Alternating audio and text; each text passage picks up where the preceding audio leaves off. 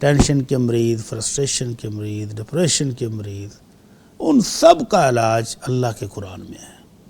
اللہ کہتے ہیں الا بذکر اللہ تطمئن القلوب، سکون چاہیے، اطمینان چاہیے، امن چاہیے تو آ جاؤ اللہ کا قرآن پڑھو اور تمہیں ریلیکس ہونے کی توفیق مل جائے گی۔ یہ قرآن مجید نے تو ان لوگوں پر بھی اثر کر دکھایا ہے جو اس قرآن کو سمجھتے نہیں ہیں، جس کو پتہ ہی نہیں ہے کہ یہ قرآن ہے۔ بہت سارے ایکسپیریمنٹ لوگوں نے کیے ہیں نان مسلم پر، پارکس کے اندر، سڑکوں پر بیٹھے ہوئے لوگوں ہیڈ فون لگا کے قرآن مجید کی تلاوت سنائی، ان کو نہیں پتہ کہ یہ قرآن ہے، ان کو نہیں پتہ کہ یہ اللہ کی کلام ہے، لیکن سننے کے بعد ان کے چہرے کے اثرات دکھا رہے تھے کہ وہ ریلیکس ہو گئے اور وہ بڑے خوش ہوئے کہ یہ کیا ہے، ہم اس کو سننا چاہتے ہیں۔ جی۔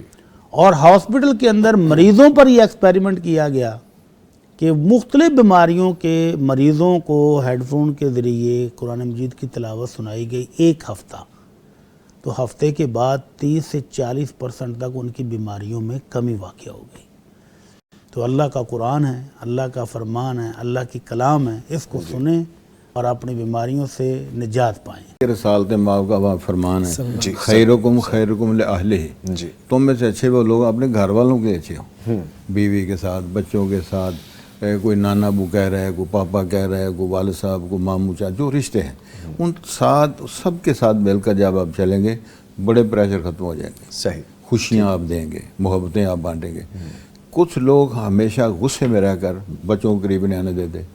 رسول پاک صلی اللہ علیہ وسلم نے اپنے نواسوں کو، حضرت حسین کو چوما نا، ایک چودھری نے کہا حضرت آپ میرے تو 10 بچے ہیں، میں تو کبھی نہیں چومتا، تو آپ نے فرمایا اگر اللہ نے رحمت آپ سے نکال دی میں کیا کر سکتا ہوں۔ اللہ اکبر۔ بچوں کے ساتھ شفقت کرنا، وہ دادا بن گیا ہے، وہ چلو وہ پوتے ہیں یا پوتی ہیں یا نواسے ہیں، بیٹے ہیں، ان کے ساتھ بھی تھوڑا سا وقت۔ اور میرا یہ میسج ہے سننے والوں کو، چھوٹے بچوں کو نئے نوٹ دیا کروں۔ اچھا، یہ ایک نفسیاتی طور پہ بڑی خوشی محسوس کرتے ہیں بچے۔ اچھا، کئی دفعہ ہوتے ہیں بندے وہ دیتے ہیں پیسے لیکن وہ نوٹ دے کر ویسے ہی پھر گندے، بہت سیدھا سے گندے ہوتے ہیں۔ اس میں ایک دو بندے کا یہ پتہ چلتا ہے یہ صاف ستھرا نہیں ہے۔ بچے محسوس کریں گے کہ یہ میرا دادا ابا نانا کتنا صاف ستھرا۔ یہ آپ کا اپنا پرسنل ایکسپیرینس ہے، تجربہ ہے میرا سال ہر سال سے، ماشاءاللہ۔ اور وہ بچے پسند کرتے ہیں۔ اور میں نے تجربہ کیا ہے کہ وہ مثلا اس کی والدہ کے ساتھ بچہ ہے، میں اس کو نوٹ دے رہا ہوں، وہ پکڑے گا، دوسرا دیا، تیسرا جب دینا ہے تو وہ یا ماں کو دے گا یا کھینچے گا، لیکن وہ پیسے پکڑے گا۔ ٹھیک، یہ تجربے کریں گھر میں، اس پہ خوشی آپ کو ملے گی، چھوٹی چھوٹی خوشیاں یہ بانٹیں، سکون ملے گا آپ کو۔ ٹھیک، الا بذکر اللہ تطمئن القلوب، دلوں کو سکون آئے گا۔ تو پھر بھی کسی نے کہا تھا نہ دنیا سے، نہ دولت سے، نہ گھر آباد کرنے سے تسلی دل کو ہوتی ہے خدا کو یاد کرنے، اللہ کو یاد کرنے یہ سارے وہ چیزیں ہیں جس سے آپ کو خوشی ملے گی، اطمینان ہوگا اور راحت ملے گی۔ جب آپ بچے کو اتنا کنٹرول کریں گے، اس کو نیگنگ کریں گے، اس کو شیم بیس میسیجز دیں گے، اس کے کمپیریزن کریں گے کہ تمہارا فلاں کزن دیکھو اس نے کیا کیا اور تم نے کیا کیا، تمہارے یہ بالکل قطعی نہ کریں۔ آپ اپنی بچوں کی پرسنالٹی کو بالکل خراب کر دیں گے۔